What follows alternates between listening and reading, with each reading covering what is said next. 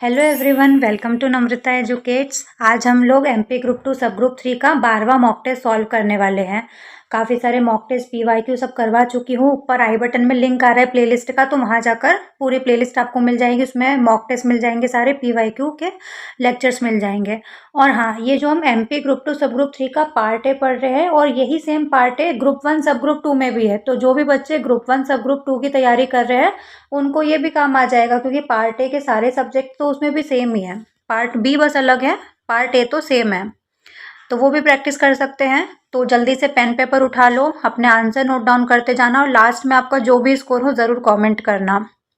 तो फिर स्टार्ट करते हैं। हाल ही में बीसीसीआई का लोकपाल किसे नियुक्त किया गया है? पिनाकी चंद्र घोष, अजय भल्ला, नरेंद्र मिश्रा या फिर अरुण मिश्रा को? जल्दी से बताओ, बीसीसीआई का लोकपाल किसे बनाया गया है? बीसीसीआई का फुल फॉर्म क्या होता है? Board of control for cricket in India, जिसकी स्थापना कब हुई थी? 1928 में। उसका मुख्यालय कहाँ पर है? हेडक्वार्टर मुंबई में। और हाल ही में बीसीसीआई के लोकपाल किसे बनाया गया है? अरुण मिश्रा को। तो ऑप्शन डी इसका सही आंसर हो जाएगा। हाल ही में प्रधानमंत्री मोदी ने राष्ट्र प्रेरणा स्थल का उद्घाटन कहाँ किया है? लखनऊ उत्तर प्रदेश में, वाराणसी उत्तर प्रदेश में, अहमदाबाद गुजरात में या फिर सोमनाथ गुजरात में? तो इसका सही आंसर हो जाएगा ऑप्शन ए, लखनऊ उत्तर प्रदेश में। मोदी जी ने राष्ट्र प्रेरणा स्थल का उद्घाटन कहाँ किया है? लखनऊ उत्तर प्रदेश में। यहाँ पर 3 प्रतिमाएं लगाई गई है। किस किस की है तीनों प्रतिमाएं? श्यामा प्रसाद मुखर्जी जी की, पंडित दीनदयाल उपाध्याय जी की और अटल बिहारी वाजपेयी जी की। तो ये 3 प्रतिमाएं यहाँ पर लगाई गई है, राष्ट्र प्रेरणा स्थल जो लखनऊ में है। 71वें राष्ट्रीय फिल्म पुरस्कार 2023 में सर्वश्रेष्ठ फीचर फिल्म का अवार्ड किस फिल्म को दिया गया है? धुरंधर को, ट्वेल्थ फेल को, जिगरा को या फिर साबरमती एक्सप्रेस को? तो इसका सही आंसर हो जाएगा ऑप्शन बी, ट्वेल्थ फेल को सर्वश्रेष्ठ फीचर फिल्म का अवार्ड दिया गया है। साथ ही बेस्ट एक्टर का अवार्ड किसे मिला है? शाहरुख खान और विक्रांत मैसी को। और बेस्ट एक्ट्रेस का अवार्ड मिला है रानी मुखर्जी को।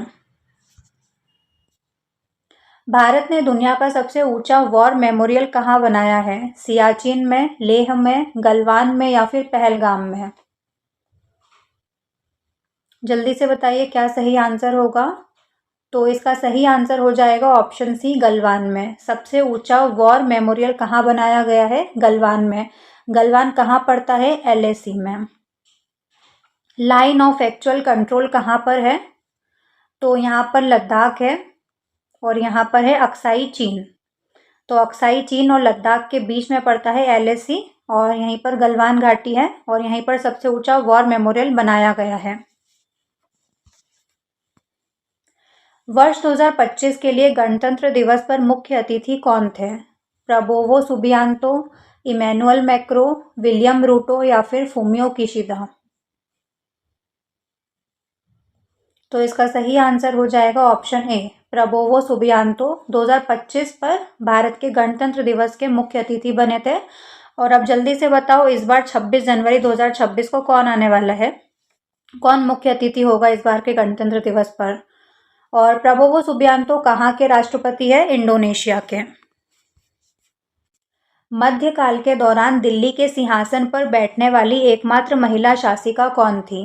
नूरजहां, चांद बीबी, रजिया सुल्तान या फिर रानी लक्ष्मीबाई?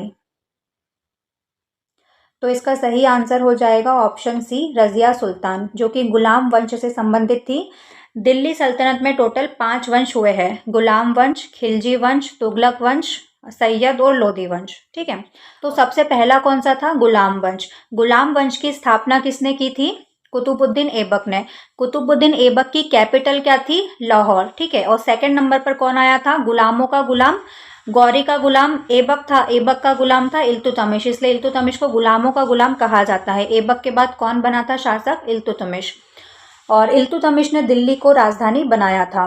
और इल्तुतमिश की बेटी थी रजिया सुल्तान, जो कि शासिका बनी थी 1236 से 1240 तक। ठीक है, इनके बारे में कहा जाता है कि ये और अच्छा शासन कर सकती थी, अच्छी शासिका होती अगर ये महिला ना होती। ठीक है। दिल्ली के किस सुल्तान ने भारत में सांकेतिक मुद्रा प्रणाली की शुरुआत की थी? इल्तुतमिश ने, अलाउद्दीन खिलजी ने, मोहम्मद बिन तुगलक ने या फिर फिरोज शाह तुगलक ने? तो सांकेतिक मुद्रा किसने चलाई थी? ऑप्शन सी इसका सही आंसर हो जाएगा, मोहम्मद बिन तुगलक ने।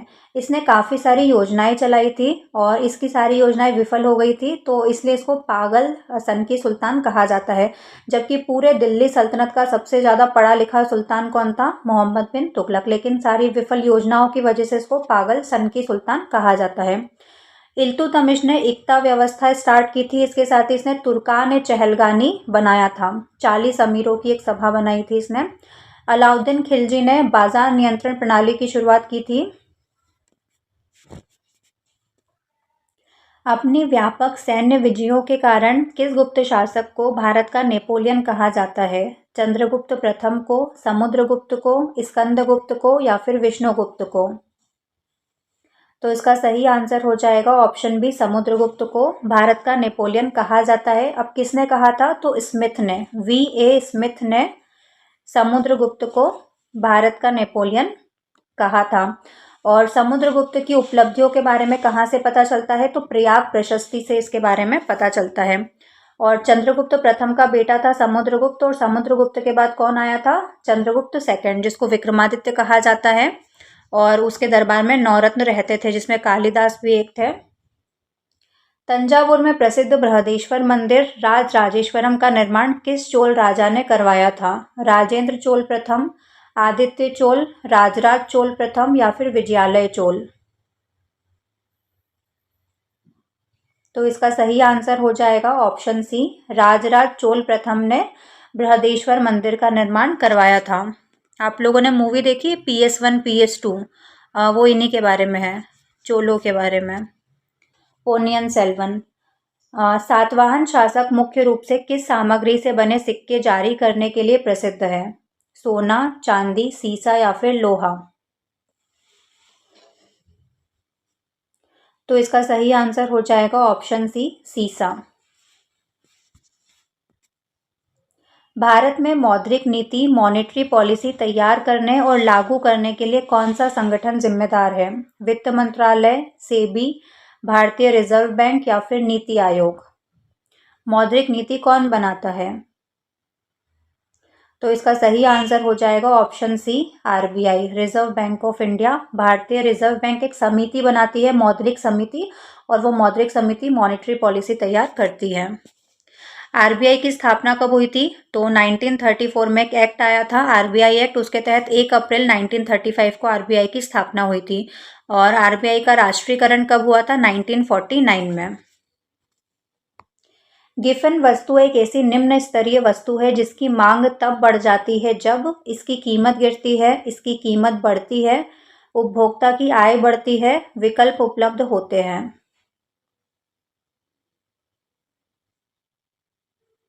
गिफन वस्तुओं की डिमांड कब बढ़ती है? तो ऑप्शन बी इसका सही आंसर हो जाएगा, जब इसकी कीमत बढ़ती है। जैसे जैसे इसकी कीमत बढ़ती है, प्राइस इंक्रीज होता है, वैसे वैसे इसकी डिमांड भी बढ़ती है। 73वें संविधान संशोधन अधिनियम 1992 द्वारा भारतीय संविधान में कौन सी अनुसूची जोड़ी गई थी? 9वीं अनुसूची, 10वीं, 11वीं या फिर 12वीं अनुसूची? तो इसका सही आंसर हो जाएगा ऑप्शन सी, 11वीं अनुसूची। 73वां संविधान संशोधन पंचायतों से संबंधित था, जिसके तहत 11वीं अनुसूची जोड़ी गई थी और भाग 9 जोड़ा गया था। और 74वां संविधान संशोधन जो था वो नगरीय निकायों से संबंधित था, जिसके तहत 12वीं अनुसूची जोड़ी गई थी और भाग 9 क जोड़ा गया था संविधान में। अब ये जो 11वीं अनुसूची जोड़ी गई थी पंचायतों से संबंधित, इसमें कितने विषय रखे गए थे? 29 विषय, 29 विषय। और ये जो 12वीं अनुसूची थी नगरीय निकायों से संबंधित 74वें संविधान संशोधन द्वारा जो जोड़ी गई थी, इसमें 18 विषय रखे गए थे।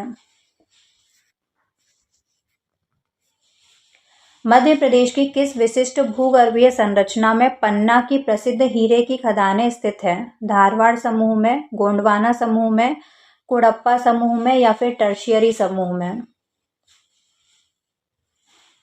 तो ऑप्शन सी इसका सही आंसर हो जाएगा। कुड़प्पा या फिर बिजावर सीरीज में मिलती है हीरा की खानें। 1818 में किस संधि के द्वारा ग्वालियर के सिंधिया वंश ने सागर और नर्मदा क्षेत्रों का प्रशासन अंग्रेजों को सौंप दिया था? ग्वालियर की संधि, मंदसौर की संधि, सुरजी अर्जन गांव की संधि या फिर इलाहाबाद की संधि? तो 1818 में अंग्रेज और सिंधियाओं के बीच में कौन सी संधि हुई थी? ऑप्शन बी इसका सही आंसर हो जाएगा। मंदसौर की संधि हुई थी। जब कोई अम्ल किसी धातु के साथ अभिक्रिया करता है तो कौन सी गैस निकलती है? ऑक्सीजन, कार्बन डाइऑक्साइड, नाइट्रोजन या फिर हाइड्रोजन?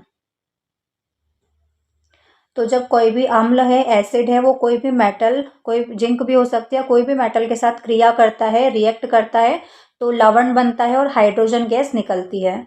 तो ऑप्शन डी इसका सही आंसर हो जाएगा, हाइड्रोजन। किलोवाट घंटा इकाई का उपयोग निम्नलिखित में से किस भौतिक राशि को मापने के लिए किया जाता है? विद्युत शक्ति, विद्युत ऊर्जा, विद्युत धारा या फिर विद्युत विभव? तो ऑप्शन बी इसका सही आंसर हो जाएगा। विद्युत ऊर्जा को मापने की इकाई है किलोवाट घंटा। किस तापमान पर पानी का घनत्व अधिकतम होता है, मैक्सिमम होता है? 0 डिग्री सेल्सियस पर, 4 डिग्री सेल्सियस पर, 100 डिग्री सेल्सियस पर या फिर -4 डिग्री सेल्सियस पर? तो इसका सही आंसर हो जाएगा ऑप्शन बी, 4 डिग्री सेल्सियस पर। धातुओं का वो कौन सा गुण है जिसके कारण उन्हें पतले तारों में खींचा जा सकता है? आघात वर्धनीयता, तन्यता, चालकता या फिर ध्वन्यात्मकता? तो आघात वर्धनीयता मतलब क्या होता है? कोई भी धातु है वो बिना टूटे उसको हम कितना भी पीटेंगे तो बहुत पतली से पतली शीट्स में उसको हम बना सकते हैं। और तन्यता मतलब उसको कितना भी खींचेंगे तो बिना टूटे वो लंबे तारों में खिंच जाएगी। तो ऑप्शन बी इसका सही आंसर हो जाएगा, तन्यता, क्योंकि यहाँ पर तारों का पूछा है। चालकता मतलब उसमें से वो चालक होगी, कंडक्टर होगी इलेक्ट्रिसिटी के लिए, उसमें से इलेक्ट्रिसिटी पास हो जाएगी।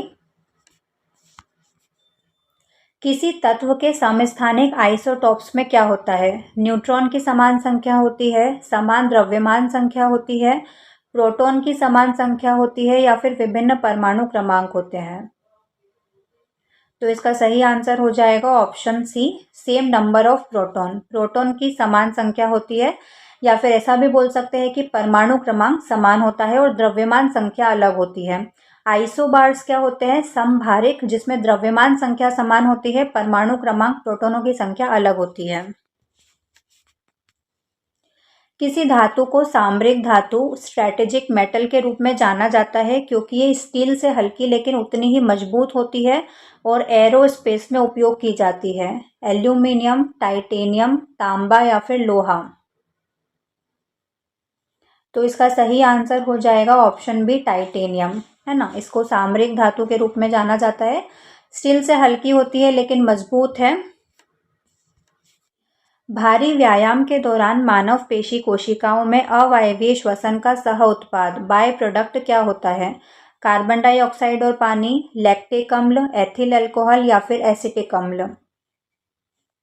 तो इसका सही आंसर हो जाएगा option B, lactic acid, lactic अम्ल, क्योंकि जब भी हम भारी व्यायाम करते हैं, एक्सरसाइज करते हैं, तो हमारी मसल्स को जितनी ऑक्सीजन की ज़रूरत पड़ती है तो उतनी सफिशिएंट ऑक्सीजन नहीं मिल पाती है। तो उस टाइम क्या होता है? अवायवीय श्वसन होने लगता है। अवायवीय श्वसन क्या करता है कि जो ग्लूकोज होता है उसको लैक्टिक एसिड में तोड़ता है, और अम्ल जो एसिड है वो हमारी मसल्स में जमा हो जाता है, जिससे क्रैम्प्स आते हैं, थकान हो जाती है। निम्नलिखित में से किस किरण की भेदन क्षमता, पेनिट्रेटिंग पावर सबसे अधिक होती है? अल्फा किरणें, बीटा किरणें, गामा किरणें या फिर एक्स रे? तो इसका सही आंसर हो जाएगा ऑप्शन सी, गामा किरणों की भेदन क्षमता सबसे ज़्यादा होती है। ये जो गामा किरणें होती है वो हाई एनर्जी इलेक्ट्रोमैग्नेटिक रेडिएशंस होती है, जिसमें मास भी नहीं होता है, जिसमें कोई चार्ज भी नहीं होता है, इसलिए ज़्यादातर पदार्थों से गुजर सकती है।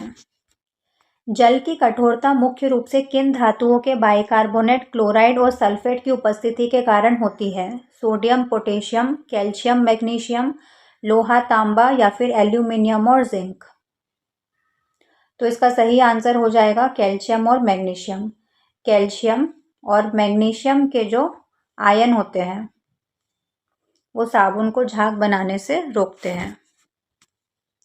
घरेलू विद्युत परिपथों में प्रयुक्त फ्यूज तार का काम क्या होता है? वोल्टेज बढ़ाने के लिए, अत्यधिक धारा प्रवाह को रोकने के लिए, बिजली बिल कम करने के लिए या फिर एसी को डीसी में बदलने के लिए?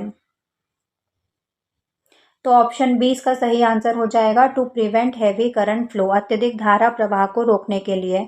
जो फ्यूज तार होता है, फ्यूज वायर, इसका मेल्टिंग पॉइंट बहुत कम होता है, इसका गलनांक बहुत कम होता है। तो जब भी करंट का फ्लो लिमिट से ज़्यादा हो जाता है तो ये फ्यूज तार पिघल जाता है, फ्यूज वायर पिघल जाता है और जो सर्किट है, विद्युत परिपथ है, वो ब्रेक हो जाता है, जिससे हमारा जो भी उपकरण है, इलेक्ट्रिक अप्लायंस है, वो बच जाता है डैमेज होने से। कांच के गिलास में पानी में डूबी हुई पेंसिल हवा और पानी के इंटरफेस पर मुड़ी हुई प्रतीत होती है, ये किसके कारण होता है? प्रकाश का परावर्तन, प्रकाश का अपवर्तन, प्रकाश का प्रकीर्णन या फिर प्रकाश का विक्षेपण? तो ऑप्शन बी इसका सही आंसर हो जाएगा, प्रकाश के अपवर्तन के कारण ऐसा होता हुआ दिखाई देता है। क्योंकि पढ़ा होगा ना, ऐसा ग्लास स्लैब वाला आपने पढ़ा होगा, जब भी कोई लाइट रे एक माध्यम से दूसरे माध्यम में प्रवेश करती है तो यहाँ पर एक नॉर्मल बनता है। तो यहाँ से आ रही है, यहाँ पर पार्टिकल्स बहुत पास पास में है, ठीक है। तो यहाँ के पार्टिकल्स अगर पास में है तो इसको यहाँ तक पहुँचने के लिए अपनी स्पीड को बढ़ाना पड़ेगा, तो ये नॉर्मल के पास झुक जाती है, ठीक है। तो ये बेंड हो गई, तो इसलिए बेंड होती हुई दिखाई देती है। अब यहाँ से जब ये बाहर जाएगी तो ये नॉर्मल से दूर हट जाती है। प्रकाश का परावर्तन तो आपको पता होगा, लाइट का बाउंस बैक होना उसी माध्यम में। प्रकाश का प्रकीर्णन, प्रकाश के प्रकीर्णन के कारण ही हमको आसमान नीला दिखाई देता है। प्रकाश का विक्षेपण, तो प्रिज्म पर हम एक वाइट लाइट डालते हैं तो अपने 7 कॉन्स्टिट्यूएंट रंगों में ये विभाजित हो जाती है, उसको क्या बोलते हैं? प्रकाश का विक्षेपण। भोजन में तेल और वसा के विकृत गंधिता रेंसिडिटी को क्या मिलाकर रोका जा सकता है? ऑक्सीकारक, एंटीऑक्सीडेंट, अम्ल या फिर क्षार?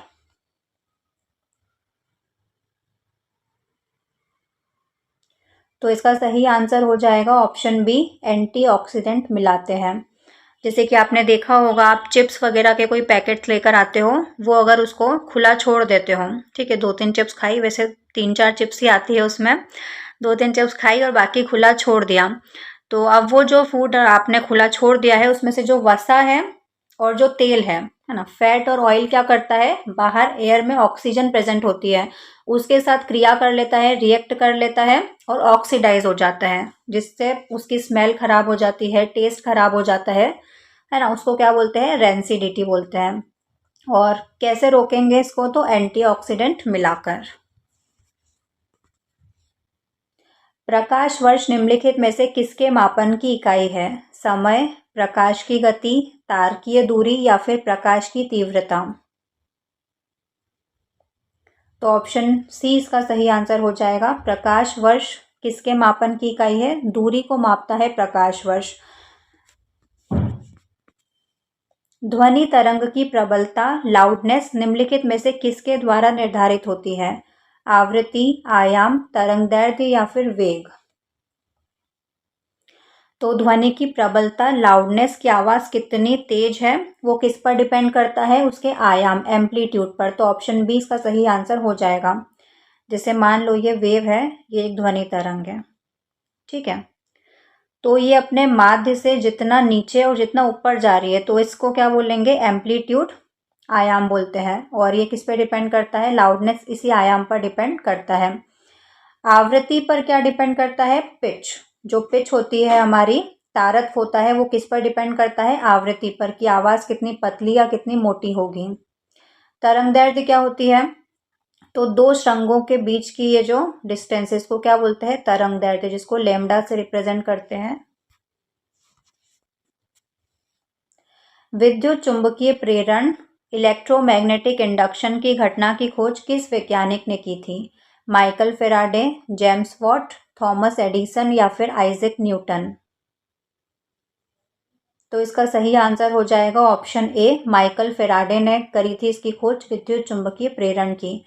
थॉमस एल्वा एडिसन ने किसकी खोज करी थी? बल्ब की। आइजैक न्यूटन तो आपको पता ही होगा, एप्पल गिरा था इनके ऊपर, सभी के ऊपर गिरता है वो, बट नोटिस करने की बात होती है।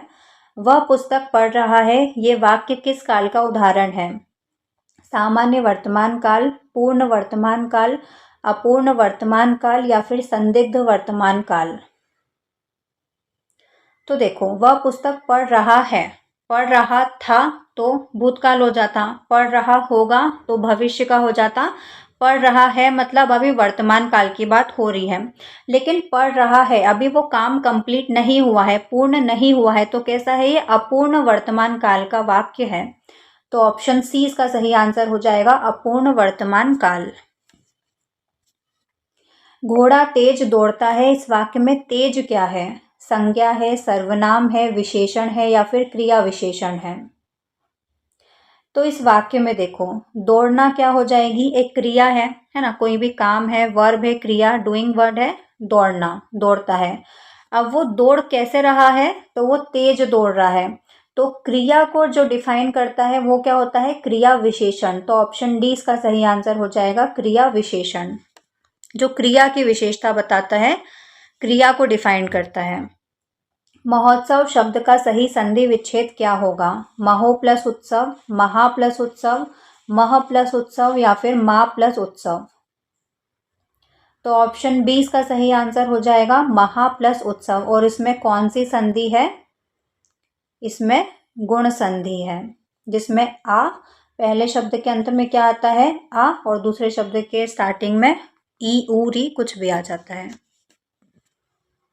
इतिश्री करना मुहावरे का सही अर्थ क्या है? कार्य शुरू करना, कार्य समाप्त करना, पूजा करना या फिर बहुत खुश होना? तो ऑप्शन बी इसका सही आंसर हो जाएगा, कार्य समाप्त करना। कार्य शुरू करने को क्या बोलते हैं? श्री गणेश करना। और जब कार्य समाप्त होता है तो कार्य की इतिश्री करना। आमिष शब्द का सही विलोम शब्द क्या है? सामिष, निरामिष, मांसाहारी या फिर शाकाहारी? आमिष और सामिष क्या होता है? मांस युक्त। ऑप्शन बी इसका सही आंसर हो जाएगा, क्योंकि विलोम शब्द पूछा है। आमिष का विलोम क्या होगा? निरामिष, मांस रहित। हिंदी वर्णमाला में क्ष, त्र, ज्ञ और श्र को क्या कहा जाता है? स्पर्श व्यंजन है, अंतस्थ व्यंजन है, संयुक्त व्यंजन है या फिर ऊष्म व्यंजन है? तो ये जो चारों व्यंजन है, ये दो व्यंजन वर्णों को मिला के बने हैं। क्ष किससे बना है? क और श से। त्र किससे बना है? त और र से। ज्ञ किससे बना है? ज और इ से। और श्र किससे बना है? श और र से। तो दो व्यंजन वर्णों को मिला के बने हैं, मतलब ये संयुक्त व्यंजन है। तो ऑप्शन सी इसका सही आंसर हो जाएगा। हाथों हाथ शब्द में कौन सा समास है? अव्ययी भाव समास, तत्पुरुष समास, द्वंद्व समास या फिर द्विगु समास? तो जब भी किसी शब्द की शुरुआत में यथा, प्रति जैसे उपसर्ग आए, या तो कोई शब्द रिपीट हो रहा है, तो वहां पर कौन सा समास होता है? अव्ययी भाव समास। अब यहाँ पर हाथों हाथ रिपीट हो रहा है, हाथ हाथ, तो यहाँ पर अव्ययी भाव समास होगा। तो ऑप्शन ए इसका करेक्ट आंसर हो जाएगा। हाथों हाथ, दिनों दिन, रातों रात, ये सब अव्ययी भाव समास के उदाहरण हैं। इत्यादि शब्द में कौन सी संधि है? गुण संधि, यण संधि, वृद्धि संधि या फिर अयादि संधि? तो इत्यादि का संधि विच्छेद क्या होगा? इति प्लस आदि।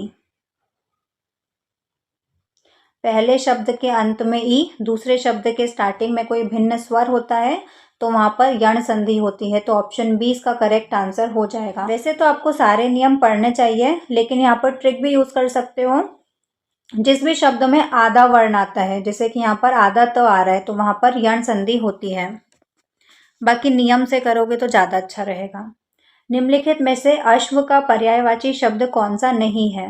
हय, वाजी, कटक या फिर घोटक? क्वेश्चन को ध्यान से पढ़ना। अश्व का पर्यायवाची नहीं पूछा है। तो हय अश्व का पर्यायवाची होता है, वाजी भी अश्व का पर्यायवाची होता है और घोटक भी अश्व या घोड़े का पर्यायवाची होता है। लेकिन कटक किसका पर्यायवाची होता है? कटक का मतलब होता है सेना या छावनी। कटक का मतलब क्या होता है? सेना या छावनी, जो कि अश्व का पर्यायवाची नहीं है। निम्नलिखित में से कौन सा शब्द तद्भव है? अग्नि, मयूर, खेत या फिर सूर्य? तत्सम का जो बिगड़ा हुआ रूप होता है वो क्या होते हैं? तद्भव। तो अग्नि तो तत्सम शब्द है, क्योंकि अग्नि का तद्भव क्या होगा? आग। मयूर भी तत्सम शब्द है, क्योंकि मयूर का तद्भव क्या होगा? मोर। सूर्य भी तत्सम शब्द है, सूर्य का तद्भव शब्द क्या होगा? सूरज। और खेत तद्भव शब्द है, क्योंकि खेत का तत्सम क्या होता है? क्षेत्र। क्षेत्र का बिगड़ा हुआ रूप क्या हो गया है अब? खेत। हमेशा याद रखना, जो श होता है, क्ष क्षत्रिय का, ये किस में बिगड़ता है? ख में। जैसे कि पहले क्षत्रिय बोलते थे, फिर जब पाली भाषा आई तो उसमें खतीय बोलने लगे। क्ष ख में बिगड़ता है हमेशा। निम्नलिखित में से शुद्ध वाक्य का चयन करना है। मुझे एक फूलों की माला चाहिए, फूलों की एक माला मुझे चाहिए, एक फूलों की माला लाओ, फूलों की माला एक लाओ।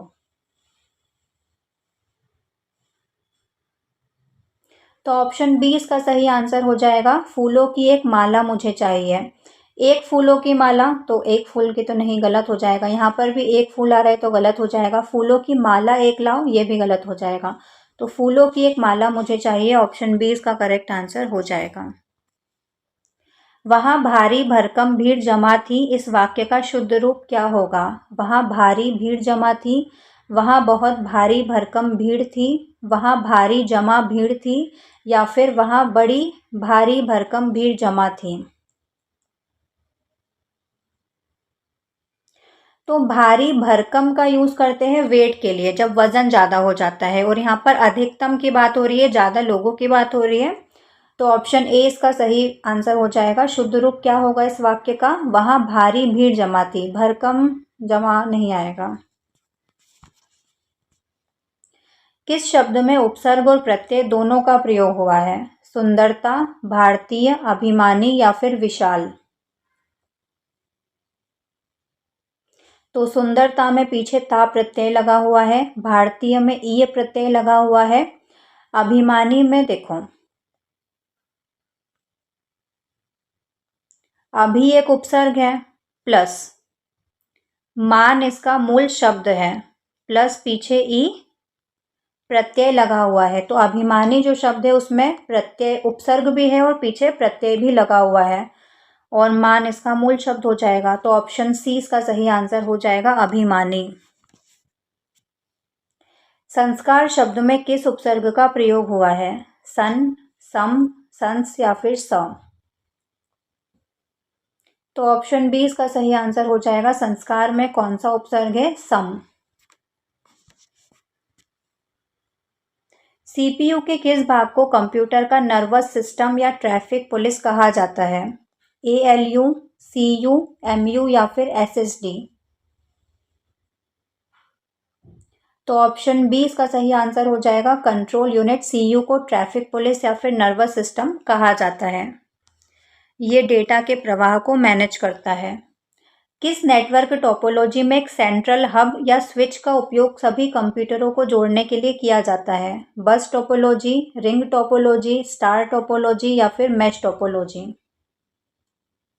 तो ऑप्शन सी इसका सही आंसर हो जाएगा। स्टार टोपोलॉजी में एक बीच में हब होता है, उससे आसपास सारे कंप्यूटर जुड़े होते हैं। रिलेशनल डेटाबेस में एक टेबल की एक पंक्ति को क्या कहा जाता है? फील्ड, एट्रीब्यूट, टपल या फिर की? तो ये एक टेबल होती है। इसमें जो हॉरिजॉन्टल ये जो रो होती है, ये पंक्तियाँ होती है, इनको क्या कहा जाता है? टपल या फिर रिकॉर्ड भी कहा जाता है, टपल या रिकॉर्ड।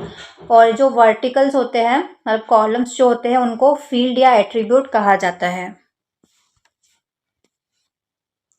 आधुनिक लैपटॉप में हार्ड डिस्क HDD की जगह लेने वाली तेज और बिना घूमने वाले पुर्जों वाली स्टोरेज डिवाइस कौन सी है?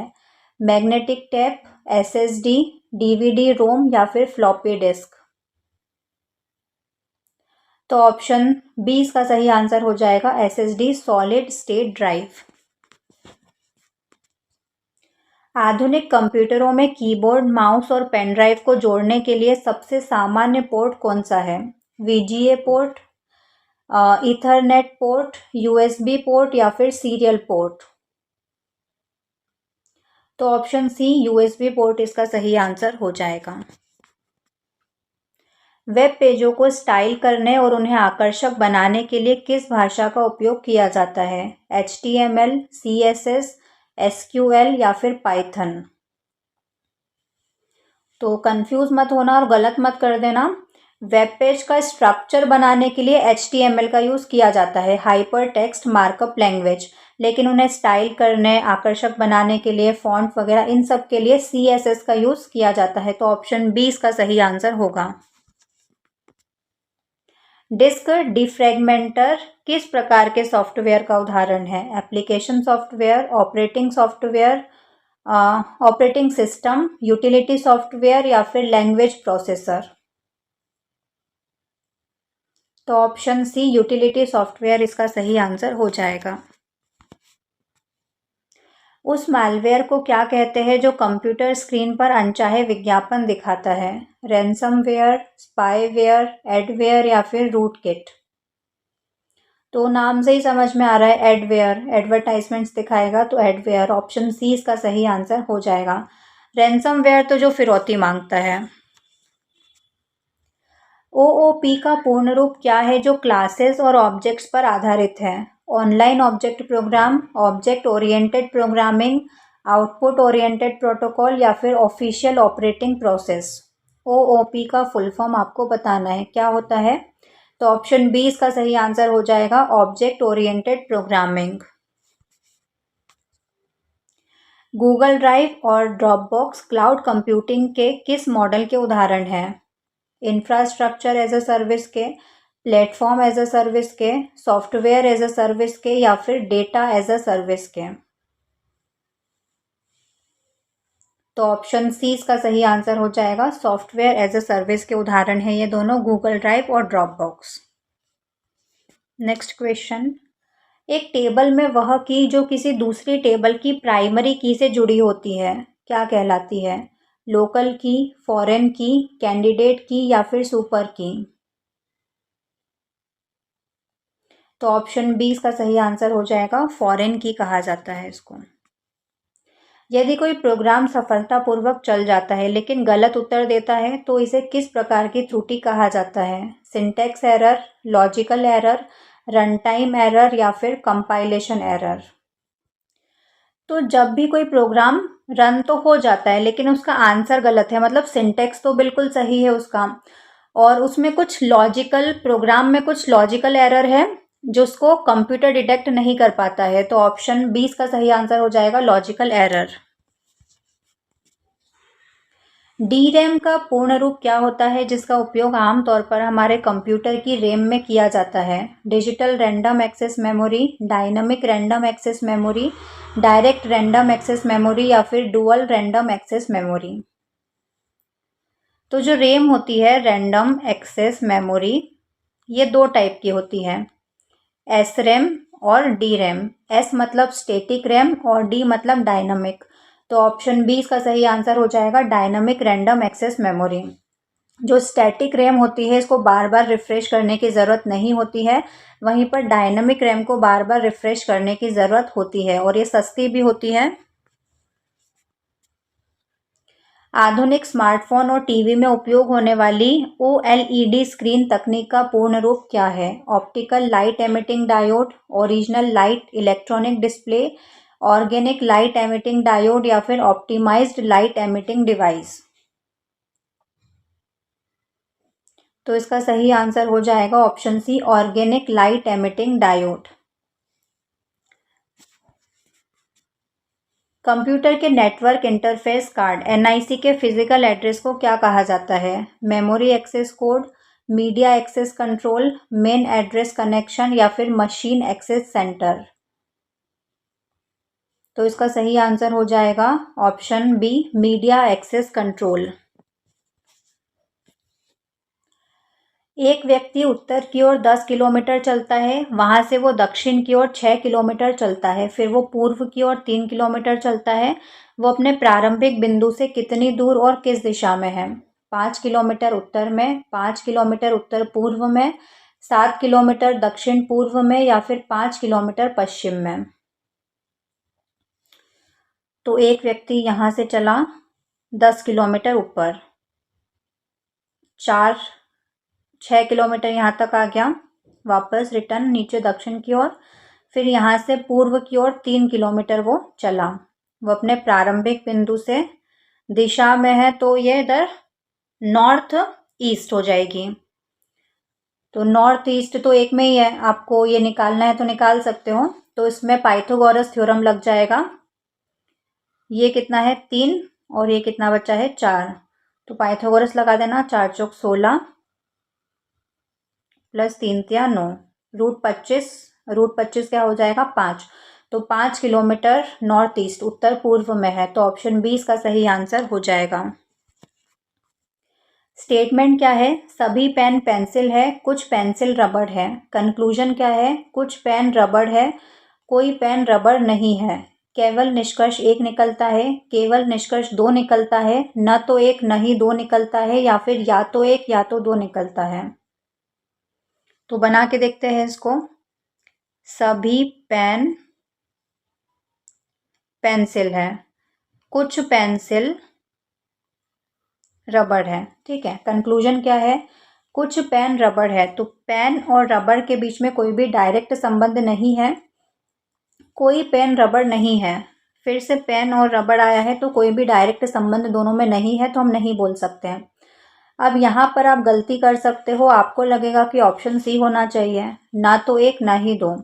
लेकिन देखो होता क्या है, जब भी कंक्लूजन में एक कंक्लूजन पॉजिटिव दूसरा नेगेटिव होता है और सब्जेक्ट सेम होते हैं, जैसे कि यहाँ पर भी पेन और इरेजर है और यहाँ पर भी पेन और इरेजर है, और एक पॉजिटिव एक नेगेटिव है, तो आइदर और की कंडीशन बनती है। तो ऑप्शन डी इसका सही आंसर होगा, या तो एक या तो दो। जिस प्रकार हृदय का संबंध कार्डियोलॉजिस्ट से है, उसी प्रकार हड्डी का संबंध किससे होगा? ऑर्थोडोनिस्ट, ऑर्थोपेडिस्ट, डर्मेटोलॉजिस्ट या फिर नेफ्रोलॉजिस्ट। तो ऑप्शन बी इसका सही आंसर हो जाएगा, ऑर्थोपेडिस्ट बोलते हैं हड्डी के डॉक्टर को। डर्मेटोलॉजिस्ट स्किन का होता है, नेफ्रोलॉजिस्ट किडनी का होता है।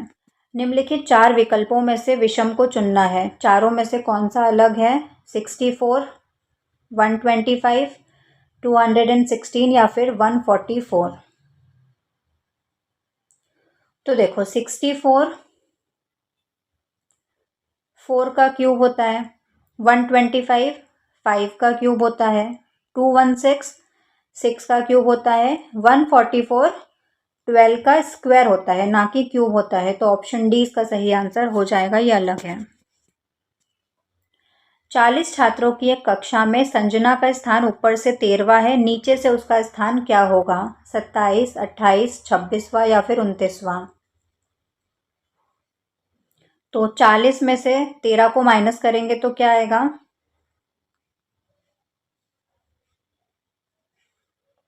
27। अब 27 में एक प्लस कर देंगे, क्योंकि उसका स्थान तो चाहिए ना हमको, तो 28वें नंबर पर वो आ जाएगी नीचे से।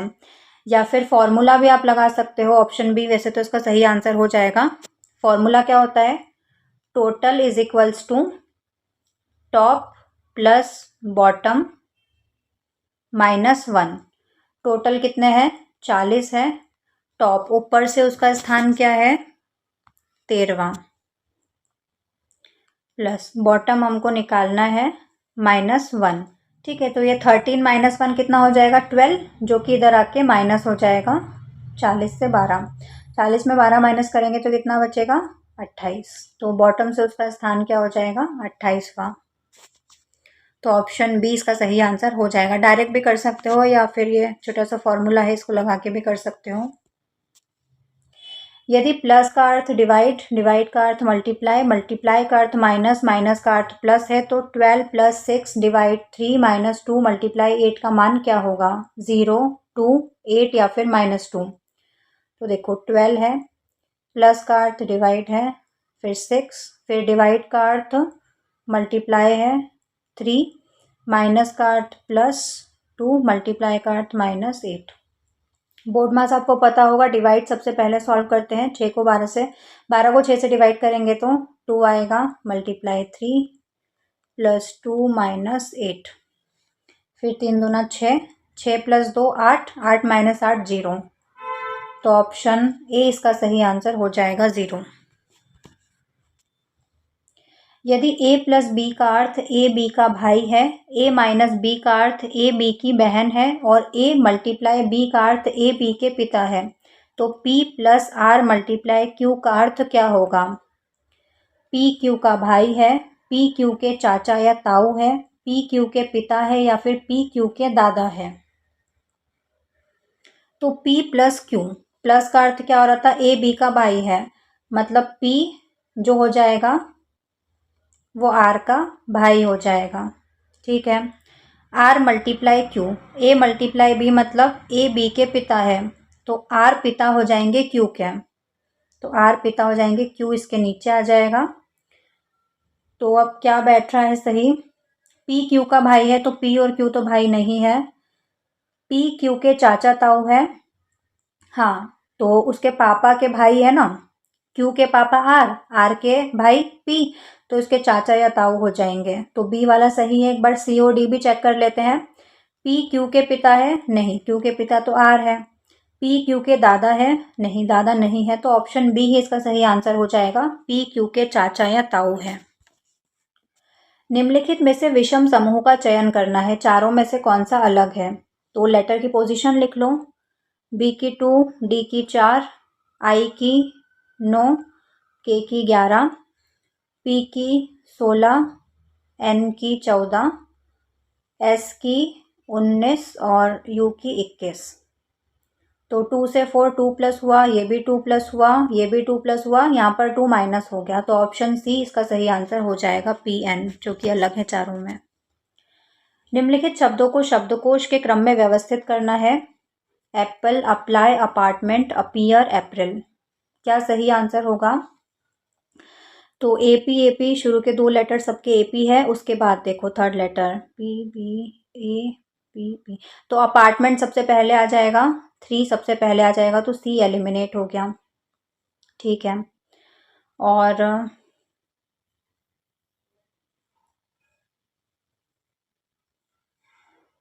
अप्रैल सबसे लास्ट में आएगा, तो 5 सब में ही है लास्ट में। ठीक है, सबसे लास्ट में आएगा। अब इनको देखते हैं, ए के बाद इधर भी तीनों में ही पी है, तो फोर्थ लेटर देखते हैं। इसमें एल है, इसमें भी एल है और इसमें ई है, तो 4 आएगा अपार्टमेंट के बाद, 3 4 3 4, ऑप्शन डी इसका करेक्ट आंसर हो जाएगा। फिर एप्पल आ जाएगा, फिर अप्लाई आ जाएगा और लास्ट में अप्रैल। निम्नलिखित को एक सार्थक तार्किक क्रम में व्यवस्थित करना है। इलाज, ट्रीटमेंट, रोग पहचान, डायग्नोसिस, बीमारी, सिकनेस, डॉक्टर, स्वास्थ्य लाभ, रिकवरी।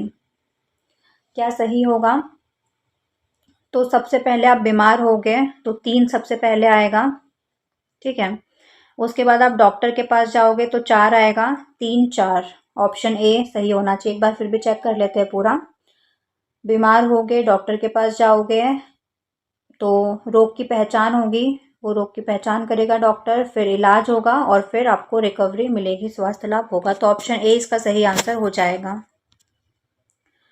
8 संबंधित है 256 से, 10 किससे संबंधित होगा इन चारों में, 400, 500, 600 या 1000। तो देखो 8 का क्यूब क्या होता है 512, 512 को 2 से भाग दोगे तो 256 आएगा। वैसे ही 10 का क्यूब क्या होता है? 1000। 1000 को 2 से भाग दोगे तो 500। तो ऑप्शन बी इसका करेक्ट आंसर हो जाएगा। एक व्यक्ति उत्तर की ओर मुंह करके खड़ा है। वो पहले 45 डिग्री दक्षिणावर्त क्लॉकवाइज घूमता है और फिर 180 डिग्री वामावर्त एंटी क्लॉकवाइज घूमता है। अब उसका मुंह किस दिशा में है? उत्तर पूर्व में, दक्षिण पश्चिम में, उत्तर पश्चिम में या फिर दक्षिण पूर्व में? तो ऐसे उत्तर की तरफ मुंह करके खड़ा है वो। ठीक है, 45 डिग्री घूमा, ये तो 90 हो जाएगा, तो ये 45 डिग्री घूमा यहाँ तक। ठीक है, तो उत्तर पूर्व की तरफ हो गया अब वो। अब वहाँ से 180 डिग्री एंटी क्लॉकवाइज, तो इधर घूमेगा एंटी क्लॉकवाइज 180 डिग्री, मतलब यहाँ पर आ जाएगा। तो इधर हो जाएगा ये दक्षिण पश्चिम में। तो ऑप्शन बी इसका सही आंसर हो जाएगा। यदि किंग को PRMT के रूप में कोडित किया जाता है तो रेन का कोड क्या होगा? सब लेटर की पोजीशन लिख लो।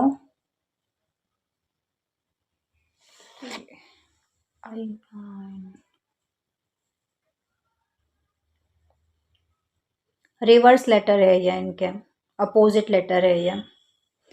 के का अपोजिट क्या होता है? P, I का R, N का M, G का T। वैसे ही R का अपोजिट क्या होता है? I होता है।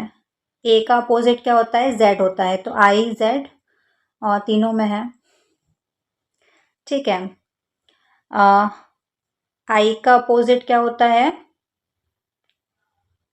R होता है, तो वो भी तीनों में I Z R। अब N का अपोजिट क्या होता है? M होता है, तो I Z R M। तो ऑप्शन ए इसका करेक्ट आंसर हो जाएगा। नेक्स्ट क्वेश्चन, एक कोड भाषा में स्काई इज ब्लू को 815 लिखा जाता है, ब्लू एंड रेड को 728 लिखा जाता है, इज एंड वाइट को 917 लिखा जाता है। तो वाइट के लिए कौन सा अंक है? 9, 1, 7 या फिर 5?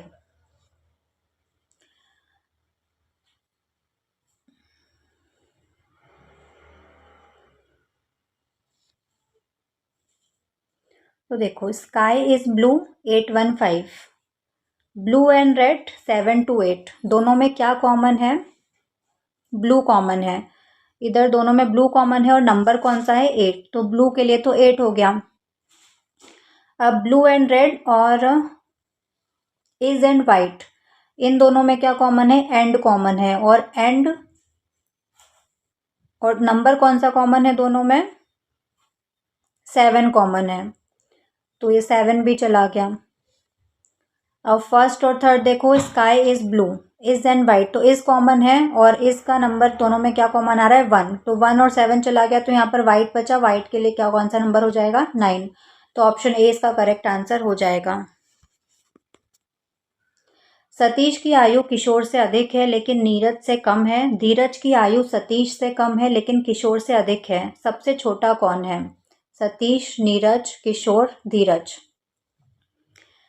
सतीश की आयु किशोर से ज़्यादा है, किशोर से ऊपर है, वो ज़्यादा है एज उसकी। नीरज से कम है।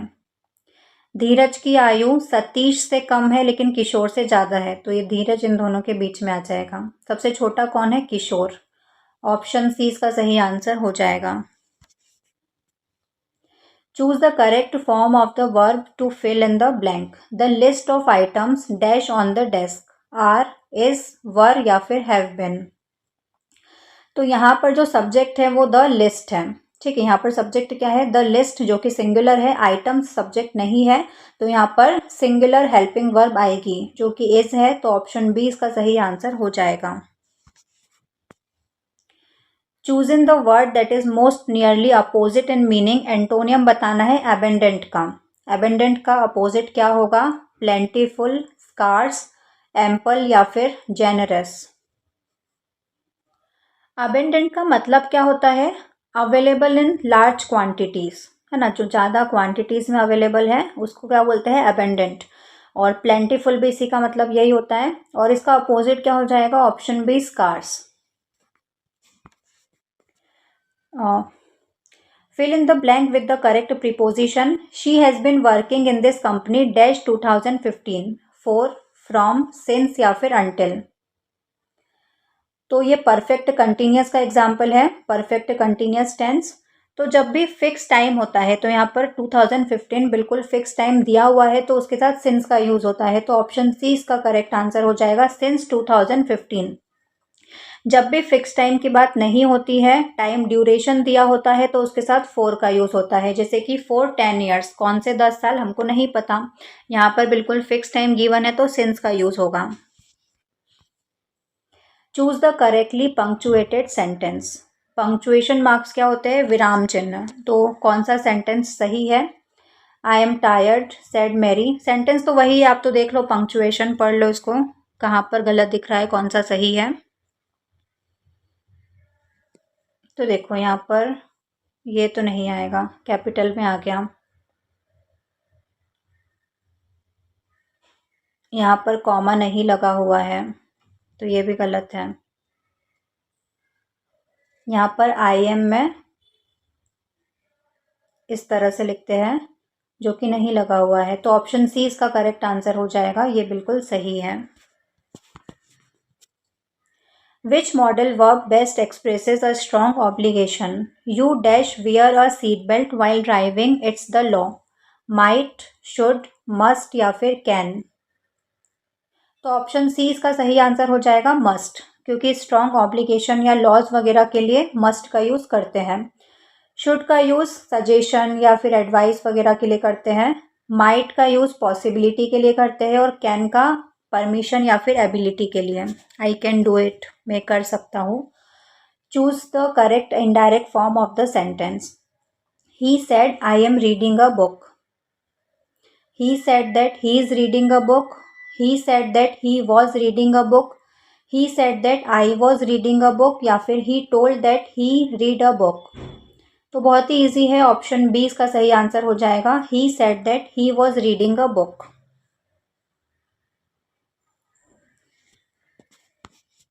Fill in the blank with the correct pair. Dash had I stepped out of the house, dash it started raining. No sooner than, no sooner than, scarcely then या फिर hardlier when. को relative conjunction है ये, तो option A इसका सही answer हो जाएगा, no sooner than. The outdoor concert was dash because of the heavy rain, called off, put off, turn down या फिर broken of.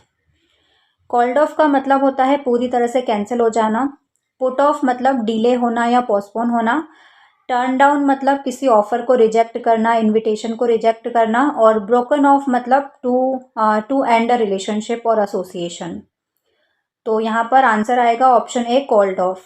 The outdoor concert was called off because of the heavy rain, बारिश की वजह से cancel हो गया है, called off मतलब कैंसिल हो जाना। The doctor gave me some good dash but he didn't dash me on which medicine to take. Advice, advice, दोनों ही एडवाइस है, कौन सा कहाँ पर आएगा ये आपको बताना है।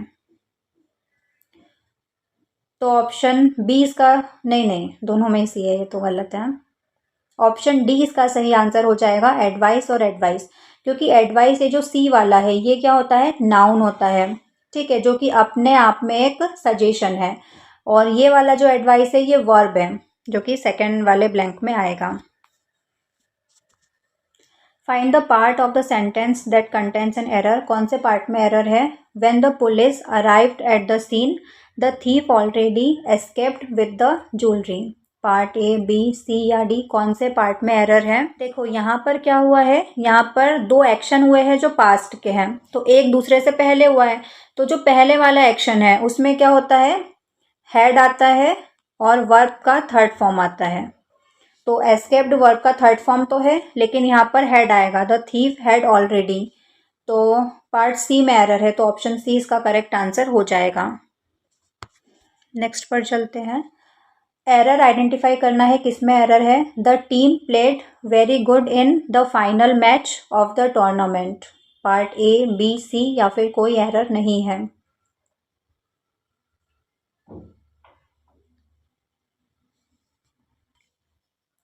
तो ऑप्शन बी इसका सही आंसर हो जाएगा, वेरी गुड इन। गुड क्या है, एक एडजेक्टिव है जो कि नाउन को डिस्क्राइब करता है, नाउन को डिफाइन करता है। और यहाँ पर क्या है, प्लेड है जो कि वर्ब है। वर्ब को डिफाइन करने के लिए हमको चाहिएगा एडवर्ब। एडवर्ब क्या हो जाएगा, वेल, है ना, इसलिए पार्ट बी में एरर है।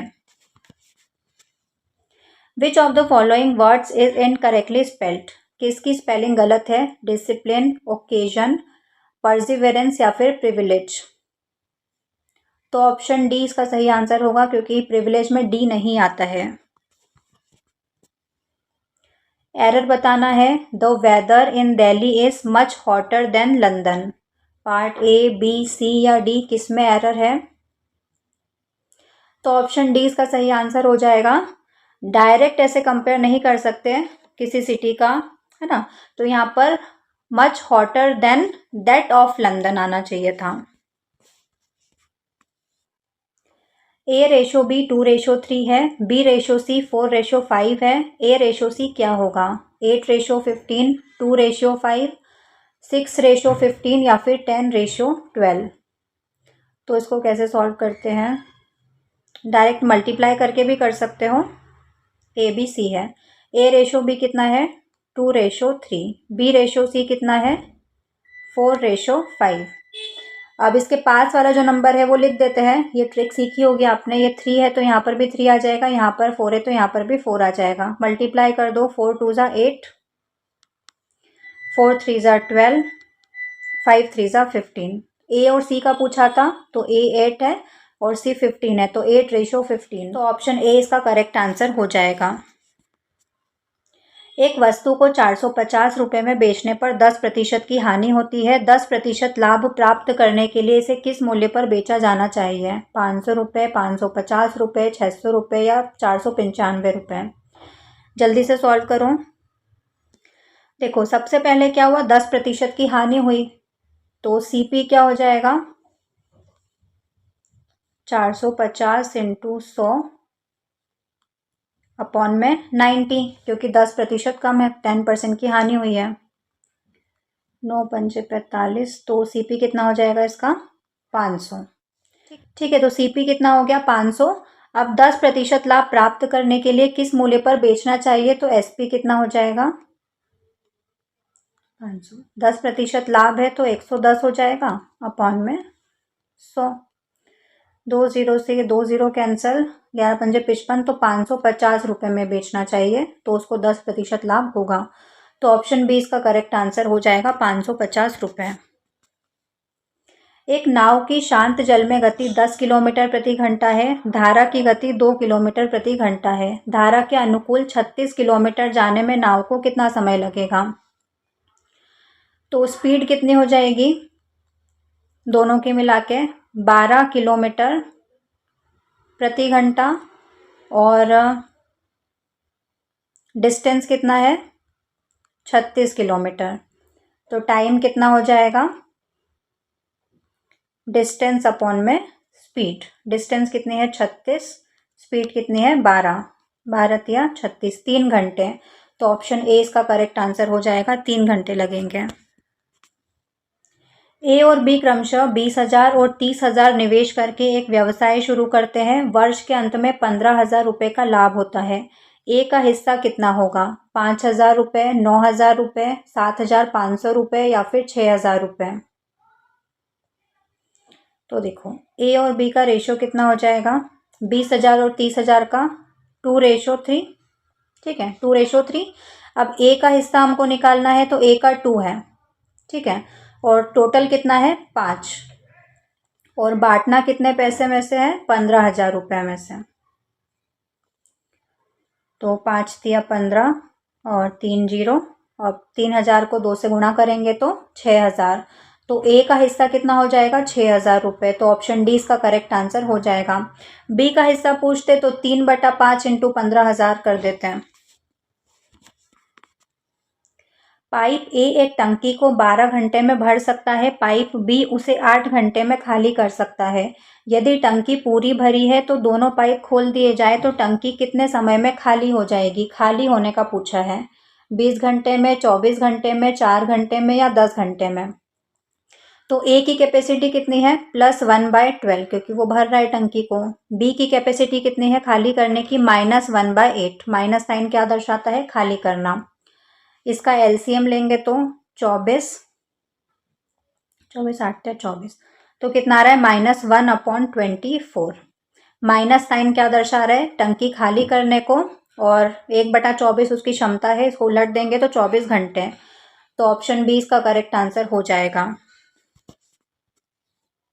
यदि संख्या 5 4 3 2 7 9 से पूरी तरह विभाज्य है, पूरी तरह भाग चला जाता है 9 से, तो स्टार के स्थान पर कौन सा अंक आएगा, यहाँ पर कौन सा अंक आएगा 0 1 6 या फिर 9। तो 9 से विभाजित करने का रूल क्या होता है कि इन सबको प्लस करके जो नंबर आएगा वो 9 से भाग चला जाना चाहिए, तो वो पूरी संख्या 9 से भागित हो जाएगी, 9 से डिवाइड हो जाएगी। सबको प्लस कर दो, 5 + 4 + 3 + 2 + 7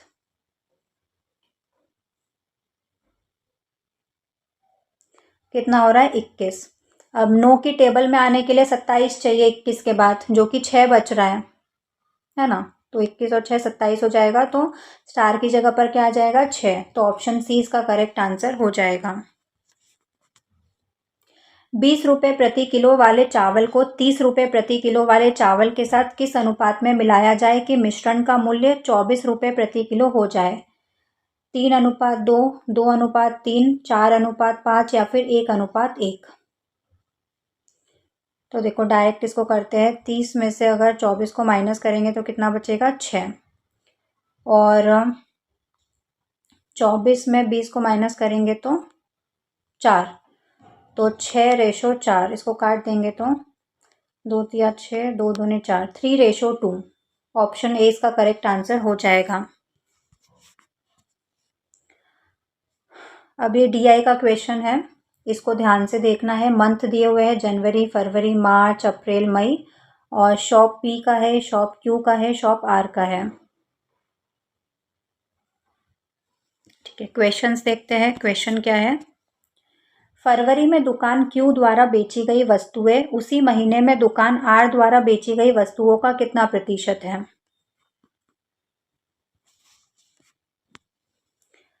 फरवरी में दुकान क्यू द्वारा बेची गई है 110 और दुकान आर द्वारा बेची गई है 200। तो इसका प्रतिशत निकालना है। क्यू द्वारा 110 बेची गई थी, आर द्वारा 200 इंटू 100। 2 0 से 2 0 कैंसिल और ये कट जाएगा 55। तो ऑप्शन बी इसका करेक्ट आंसर हो जाएगा 55%। सभी 5 महीनों में दुकान पी द्वारा बेची गई वस्तुओं की औसत संख्या क्या है। पी का औसत एवरेज निकालना है, तो इन सबको प्लस कर लो, कितना आएगा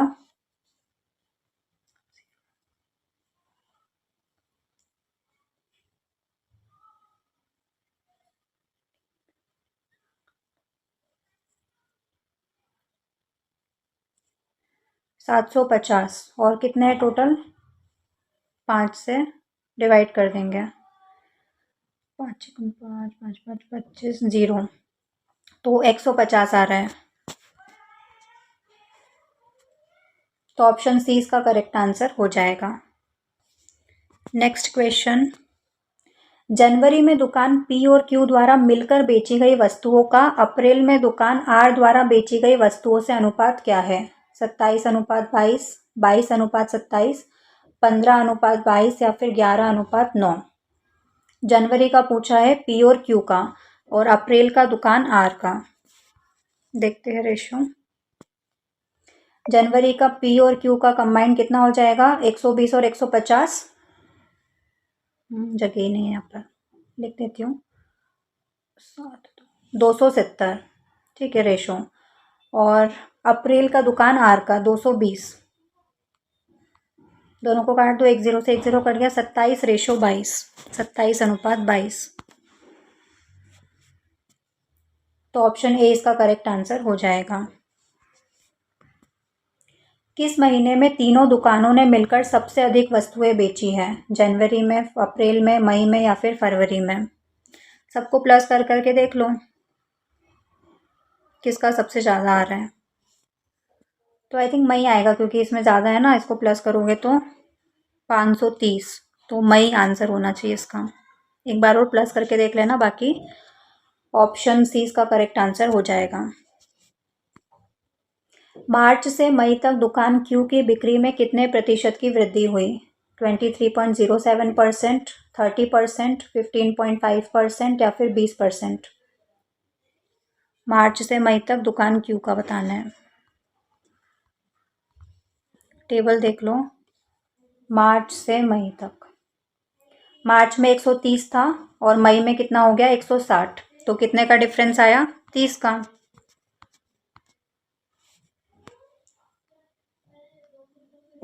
30 की वृद्धि हुई, कितने पर हुई? 130 पर, मल्टीप्लाई 100। ये 1 0 से 1 0 कट हो गया, 3 का 100 में गुणा करेंगे तो 300/13। डिवाइड कर दो इसको, कितना आएगा? 13 दूना 26, 13 से 39, तो 23.07 आ जाएगा। ऑप्शन ए इसका करेक्ट आंसर हो जाएगा।